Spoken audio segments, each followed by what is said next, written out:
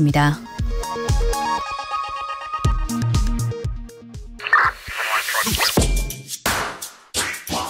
뉴스의 진수를 보여주는 인터뷰 뉴진수.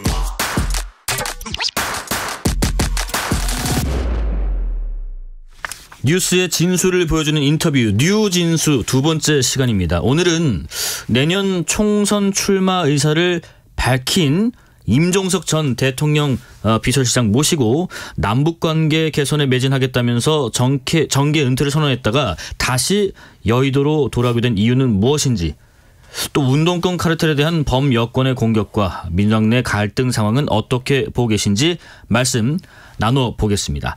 임종석 전 비서실장, 안녕하십니까? 예, 안녕하세요. 예, 우선은 이제 어제 물론 저희가 방송을 했습니다만 그래도 오늘 평일에는 처음 이제 방송하는 거니까 청취자분들께 새해 인사 한번 부탁드리겠습니다. 네. 예, 국민 여러분, 2023년 한 해 정말 너무 많이 고생하셨습니다. 뭐랄까요. 리더를 잘못 만나면 참 고생인 법인데, 그래도 지난 한 해는 정말 너무나 큰 고통과 인내의 한 해였다는 생각입니다. 올해 24년 갑진년 올해는 모두가 마음을 모아서 치유와 회복이 있는 그런 한 해를 만들어갈 수 있었으면 하는 간절한 바람입니다. 예. 그리고 특별히 오늘 여기에 와서 더더욱 그런데요. KBS 가족 여러분 힘내십시오. 금방 봄이 옵니다. 여러분들의 건강 건승 기원하겠습니다. 예, 그리고 오늘 이 말씀 좀 나눠볼게요. 오늘 예상치 못했던, 모두가 깜짝 놀랐고 충격이었던 사건이 발생해서요. 이재명 민주당 대표께서 오늘 부산에서 흉기 습격을 받고 지금 병원에서 수술 아직 중이신 것 같아요. 서울대병원에서요. 많이 놀라셨겠습니다. 예, 너무 충격적이죠. 차마 일어나지 않아야 할 일이 일어났는데요. 거기에다가 이게 계획적이고 목을 노렸다는 것도 저는 너무 섬뜩하고 치가 떨리거든요. 네. 지금은 그저 이재명 대표의 쾌유를 온 마음으로 바랄 뿐입니다.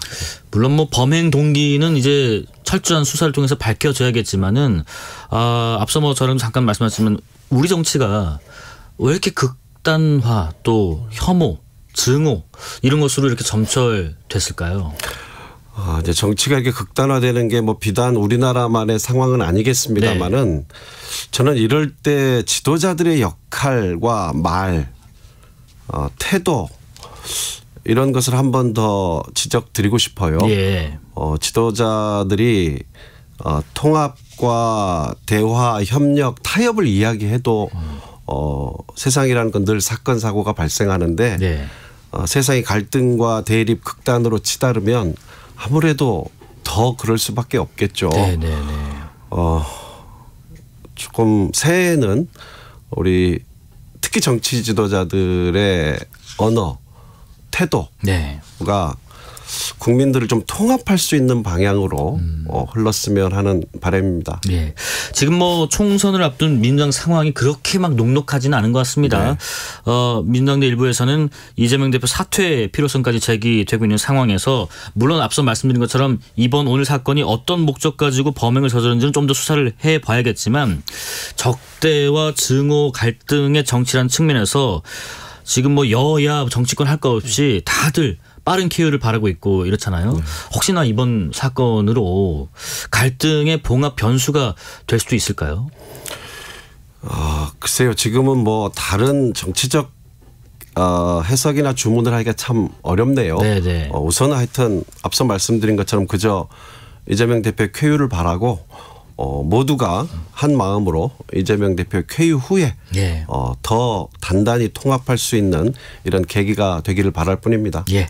다음 정치 현안 주제로 넘어가 보겠습니다. 이낙연 전 대표를 주축으로 한 신당 창당 움직임이 좀 본격화되고 있는 것 같아요. 이낙연 신당에 대해서 또 맹렬히 비판하는 분도 꽤 많더라고요. 망국열차라는 표현까지 쓰는 예비 후보들도 계시던데 이게 그만큼 이낙연 신당이 위협적이어서일까요? 무엇보다 좀 안타깝습니다. 덧셈을 해도 부족할 판에 뺄셈이 누구에게도 달가울 수 없죠. 네. 특히나 민주당을 오랫동안 지켜온 상징 중에 한 분이었던 이낙연 전 대표의 최근 흐름은 정말 많은 우려를 자아내고 있는데요. 네. 저는 정치는 마지막까지 포기하는 게 아니라고 생각합니다. 내년에 올해 4월에 있을 총선이 지금 윤석열 정부의 이 폭주를 멈춰 세우는 어떤 이런 엄중한 과제가 앞에 있는데 저는 마지막까지 이낙연 대표도 한 번 더 돌아보시고 또 당 지도부도 마지막까지 설득하는 노력을 멈추지 않았으면 합니다. 만에 하나 이낙연 대표가 끝내 그 길을 가신다면 저는 이낙연 대표에게도 네. 중대한 실수로 남을 거다. 너무나 뼈아픈 실수로 남을 거다. 네. 이렇게 생각합니다. 정치 긴 그 인생에서 오점이 될 수 있다는 말씀이신가요? 지우기 어려운 저는 오점으로 남으리라 생각합니다. 예. 그 혹시나 그 신당을 만들게 되더라도 뭐 기정사실화된 것처럼 보이는데 그렇다면 그렇게 큰 파급력은 발휘하지 못할 것이라 이렇게 보시는 건가요? 지금이야 알 수 없죠. 예. 현재 알 수 없고 현실의 이 양당 정치에 지친 국민들이 분명히 폭넓게 계시기 때문에 네. 그러나 저는 항상 우선순위가 중요한데 네. 올해는 그 다양한 요구를 반영하는 어떤 정치 실험적인 정치보다 더 중요한 것은 현 정부의 폭정을 멈춰 세우는 거라고 생각합니다. 모두가 힘을 합해야 되기 때문에 그렇게 전심전력을 다했으면 좋겠고 만에 하나 끝내 그 길을 가신다 하더라도 저는 그 이후에도 항상 길은 하나가 아니라고 생각하거든요.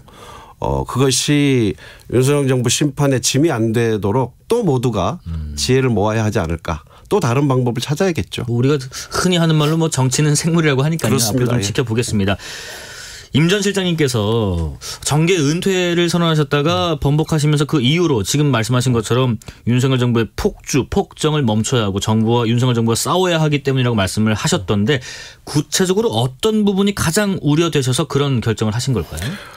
저보고 요약하려면 패거리 인사, 네. 이념 과잉 그리고 경제 실패 이렇게 요약하고 싶습니다. 패거리 인사, 이념 과잉, 경제 실패. 그런데 국정 기조를 바꿀 생각이 없다는 게 심각해요. 네. 이번 신년사에도 그런 얘기를 또 쓰셨던데 갈등과 대립을 부추기는 그리고 내용 없는 뜬금없는 이념이 어디서 저는 오는 건지 정말 모르겠는데요.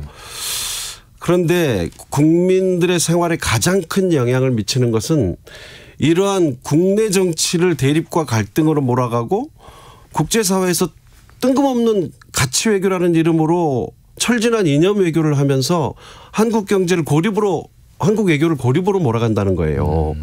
그런데 정작 난리가 난 건 경제거든요. 네네. 지금 우리 2년 연속 무역 적자 났죠. 정말로 심각한 것은 IMF 이후에 처음으로 1인당 국민소득이 크게 감소했어요. 예. 정부가 2.5% 얘기했는데 지금 1.4% 경제성장으로 거의 결론 났죠. 네. 좀 더 마지막 통계를 봐야겠습니다만 그렇습니다. 올해도 지금 2% 내외 예상되는데 1%대로 될 가능성이 매우 높아요. 그런데 이 윤석열 정부가 예컨대 이런 겁니다. 제가 지적하고 싶은 거는 독일도 호주도 심지어 미국도 일본도 하지 않는 탈중국 노선을 고집해 왔어요. 작년 7월께부터 뭐 탈중국 노선을 선언을 하고 중국이 가장 민감한 이슈에 어느 나라 지도자도 하지 않는 외교적인 발언들을 하면서 한중 관계를 계속 갈등으로 그래서 최악의 한중 관계를 만들어 놨거든요. 92년 한중이 수교한 이래 올해 처음으로 대규모 한중 무역 적자가 났어요. 그런데 이 흐름이 너무 가파르고 빨라요. 저는 경제적인 요인도 있지만은 윤석열 정부의 외교 실패에서 오는 요인도 매우 크다는 거예요. 그러면 전면적으로 이런 이념 외교, 국내 이념 정치 이런 노선을 돌아보고 수정해야 하는데 그러질 않아요. 그래서 좀 멈춰 세워야 한다는 거예요. 그래서 전면적으로 국정 기조를 수정할 수 있도록 국민들이 힘으로 멈춰 세워야 한다는 거예요. 이건 비단 저만의 문제가 아니라 저는 모두가 돌을 하나를 얹든 벽에다 대고 욕을 하든 모두가 참여해서 이번 다가오는 총선에서 윤석열 정부를 심판하자고 호소하는 겁니다. 저 역시 네. 그런 생각으로 총선에 출마하고자 하는 것이고요. 그러기 위해서는 제도권 정치로 다시 들어오셔야 한다는 말씀이신가요? 그렇습니다. 저로서는 그렇습니다. 그러면 뒤에 조금 더 구체적으로 여쭤보고요. 현안 얘기 좀 더 이어가 보겠습니다. 김건희 특검법에 대해서 대통령이 거부권 행사를 예고한 것을 두고 야권의 반발이 거셉니다.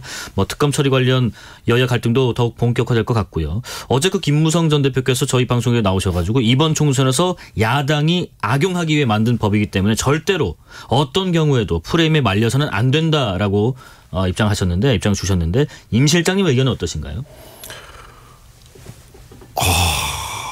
말은 바로 해야죠. 예. 이거는 지금 대통령 부인의 국정 개입 의혹을 다루고 있는 게 아니잖아요. 네네. 주가 조작 범죄를 다루고 있는 거예요. 2009년부터 12년까지 3년에 걸쳐서 도이치모터스의 광범위한 불법 주가 조작이 일어난 거예요. 핵심 당사자들이 이미 구속이 되고 기소가 되고 재판에서 유죄가 나오고 있어요. 그런데 이 과정에 수도 없이 김건희라는 이름이 등장하고 김건희 계좌가 이용됐음이 확인이 된 거예요. 네. 이른바 쩐주라는 깊은 의혹을 받고 있는 거예요. 자, 무슨 국정개입 말로 하는 국정개입 의혹을 다루는 게 아니라 명백한 불법 주가 조작에 대해서 특검이 지금 국회에서 통과가 된 거예요. 네네. 어떻게 이걸 거부를 합니까? 세상에 과거에 어떤 대통령도 친인척이나 가족들의 비리 의혹 특검을 거부한 적이 없어요. 네네. 이것은 전혀 다른 문제예요. 만약에 이거를 거부한다면 윤석열 정부가 지금까지 얘기했던 무슨 공정이니 법치니 이런 양두구육이 어디 있습니까? 이렇게 막 하면 안 돼요. 네네네. 국민을 두려워하고 예. 국민의 마음을 따라야 하는 겁니다. 저는 이거를 거부한다고는 저는 상상을 못 해봤거든요. 네. 왜냐하면 아까 제가 앞에 말씀드린 것처럼 한 번도 비리 의혹을 특검을 거부한 적이 없어요. 네. 이렇게 막 하시면 저는 김건희 여사뿐만 아니라 앞으로 시간을 두고 한동훈 위원장 윤석열 대통령 과연 법의 심판을 면할 수 있을까요? 예. 그럼 만약에 그 거부권, 그러니까 제2요구권 행사가 돼서 다시 국회로 돌아와서 재의결을 한다면 뭐 윤재욱 원내대표 같은 경우는 가장 빠른 시점에 했으면 좋겠다라고 하던데 그 제 질문은 이렇습니다. 첫 번째는요.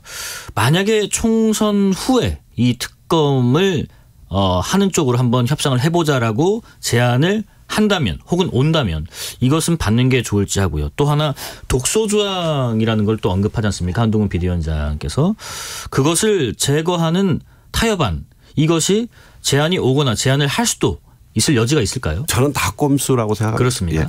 그러니까 독소조항은 이미 말이 안 된다는 것이 네. 숱한 언론에서 팩트체크가 다 됐고요. 네네. 한동훈 위원장이 말하는 독소조항 거짓말이죠. 과거에 대부분의 특검에서 거의 똑같이 있는 조항들을 네. 갑자기 독소조항이라고 사실과 다른 소리를 한 것이고요. 이것을 총선 뒤로 미루자 여기까지 흘러온 이유가 있지 않습니까? 지금 특검이 갑자기 총선을 앞두고 네네. 나온 게 아니잖아요. 패스트트랙에 얹혀서 여기까지 몇 달을 온 거잖아요. 네네. 그런데 이제 와서 그렇게 얘기하면 되겠습니까? 짧게 마지막 질문 하나만 드릴게요. 이 관련해서요. 전 정부에서 되레 검찰에서 정치인분들 표현으로 탈탈 털어서 안 나왔는데도 이렇게 하는 특검까지 운운하는 것은 총선용이다. 라는 주장에 대해서는 어떤 입장이신지요? 아까 제가 설명을 드렸는데 조금이라도 자세히 지금 도이치모터스 주가 조작 사건이 진행된 과정을 누군가 들여다봤다면 그런 얘기는 속아 웃을 얘기죠. 예. 다음 주 넘어가겠습니다. 그리고 네, 한동훈 위원장이 누구보다도 이재명 대표 수사를 언급할 때마다 정치적 고려를 하면 안 된다고 얘기해 온 거 아니에요? 네네. 다시 말하지만 이건 정치 사건, 정치적인 일을 다루는 게 아니에요. 명백한 불법 주가 조작에 대한 일이기 때문에 네. 이건 법대로 하면 되는 것이죠. 네. 새해다 보니까 이제 우리 좀 정치권에 대한 얘기를 좀 그랜드하게 해볼게요. 하나는 뭐냐면요. 지금 국회가 제 역할을 하고 있는가에 대해서 많은 국민분들께서 우려 또 물음표 혹은 뭐 따끔한 비판도 하십니다. 특히나 협치가 사라진 국회와 관련해서 제1당으로서 민주당이 국정의 발목을 잡고 있다는 지적도 일부 있고요. 또 민주당이 국회를 이재명 당대표 방탄용으로 삼았다는 지적에 어떤 의견이실지요? 무슨 일이 잘못됐을 때 왜 원인이 한 가지만이겠습니까? 네. 여야 모두 책임이 있겠죠. 그러나 그렇게 이야기해버리면 그저 양비론이거든요. 저는 지금 여야 합의라는 걸 본 적이 너무 오래됐죠, 우리가. 예. 예. 그런데 이 정부가 시작부터 아예 야당을 대화 상대로 인정하지 않았잖아요. 배제를 했나요? 처음부터 배제를 했잖아요. 네. 어떻게 대통령이 국정을 놓고 야당과 한 번도 얘기를 하지 않는 이런 정치를 저는 상상을 해본 적이 없어요. 네네.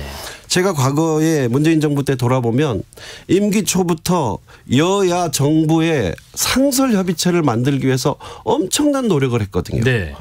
그런데 그런 과정에 당시에 홍준표 지금 대구시장께서 이 야당의 대표셨는데 네. 여럿이 다 모이면 들러리 아니냐 하셔서 별도로 홍준표 대표가 주장하시는 이른바 영수회담 야당 제1야당 대표를 따로 만나기도 했고요. 그런데 지금 윤석열 정부 들어서서 아예 처음부터 야당을 국정 운영의 파트너 대화 상대로 삼질 않았어요. 그저 처음부터 검찰을 앞세워서 예. 탈탈 털었어요. 이런 상황에서 여야가 대화 정치가 안 된다는 책임을 야당한테 먼저 돌리는 것은 어불성설 아닐까요? 어불성설이다. 맞지 않다 말씀이시고. 지금 올해 신년사에서도 예. 윤석열 대통령 꼭 야당을 겨냥하는 듯한 또 대립과 갈등을 부추기는 이야기를 잔뜩 하셨던데 네. 저는 이런 국정 기조로는 지금 대한민국에 이미 오고 있고 모든 국민이 걱정하는 이 위기를 과연 넘으실 수 있을지 예. 염려스럽습니다. 여당은 이변이 없다면 한동훈 비대위 체제로 총선을 치르겠지요. 한동훈 비대위원장 취임 일성이 운동권 특권 정치 청산이었고 이에 대해서 비서실장님 강하게 비판을 하셨던데 당시의 운동권 저항을 무시하는 게 아니라 지금의 시대와 더 이상 맞지 않는다. 그런 것이 지적이다라고 만약에 한다면 어떤 응답을 하시겠어요? 그러니까요. 이게 저는 뭐 증오를 부추기는 어떤 이른바 프레임 정치 아주 나쁜 정치라고 생각하는데 예. 구체적으로 어떤 것을 이야기하는지를 좀 더 얘기를 했으면 좋겠어요. 나눠서 얘기하면 운동권 그거 자체가 지금 문제는 아니라고 본인이 그렇게 얘기한다면 네. 뭐 저희가 80년대에 학교를 다닌 것이고 그때 12.12 군사 쿠데타 세력에 맞서서 민주화 운동을 한 거죠. 그럼 그게 아니라면 이제 특권을 문제 삼는 걸 텐데 지금 운동권 특권 세력 이렇게 묶어서 이야기할 실체가 있기는 있는 겁니까? 지금 민주당의 86세대라는 사람들도 보면 50대라는 것이지 예. 굉장히 다양한 경험을 쌓고 민주당에 모여 있는 사람들이죠. 네. 그렇다면 한동훈 위원장이 말하는 운동권 특권 정치라는 건 뭘 얘기하는지 제가 좀 더 구체적으로 얘기를 해보라고 요구를 하고 싶고요. 예, 예. 지금 대한민국에서 정말로 청산해야 할 특권이 있다면 명백히 특수부 검사를 기반으로 만들어진 검찰판 하나회 아닙니까? 예. 예. 국정의 모든 대한민국을 완전히 장악을 했어요. 돈과 인사와 정보가 흐르는 모든 길목을 완전히 장악을 하고 네. 이제 여당 대표까지 본인의 아바타를 보내서 완전히 물샐 틈 없이 저는요. 그래서 제가 이걸 정치 구테타에 비견한 건데 예. 이렇게 지독한 일은 없었어요. 어디 특권을 이야기합니까? 네네. 그 입으로. 예. 역으로 묻고 싶다는 말씀이시고요. 시간이 많지 않아서요. 꼭 드려야 될 질문을 여쭤볼게요. 그러면 실장님 이번에 총선에 어디로 출마하실지도 궁금하고요. 일전에 뭐 하태경 의원께서 저희 방송에 나오셔서는 뭐 종로에서 한판 붙자 이렇게 말씀도 하셨던데 험지로 가시나요? 아니면 생각하신 지역구가 염두에 두신 데가 있으신가요? 제 바람은 예. 몇 번 기회가 있을 때 말씀을 드렸는데 이 정부에 책임 있는 사람과 총선을 붙고 싶다는 거였어요. 네네네. 그래서 제가 뭐 어느 언론에서 그냥 지나가는 이야기처럼 한동훈 당시 법무부 장관을 거론하기도 했던 것인데 그분은 이번에 안 나오시고요. 예. 네. 그래서 제 1차적인 바람은 조금 이 정부의 책임이 분명한 이 정부의 책임 있는 역할을 했던 사람과 치르고 싶다는 게 제 우선적인 생각이고요. 다만 제 바람이나 시기가 안 맞을 수 있죠. 예. 그렇다면 저는 당이 정한 절차에 따라서 특별한 혜택을 바라지 않고 다른 사람과 같이 이렇게 할 생각입니다. 그곳이 어디든 험지든 가능하면 책임이 있었던 사람과 붙고 싶은 마음은 네. 있으신 거고요. 자 그러면 당내 주문하시고 싶은 부분 좀 여쭤볼게요. 총선 승리를 위해서 특히나 민주당 지도부에 당부하실 부분이 있다면 무슨 말씀 하시겠어요? 지금보다 훨씬 더 큰 걸음으로 네. 통합정치하라고 다시 주문합니다.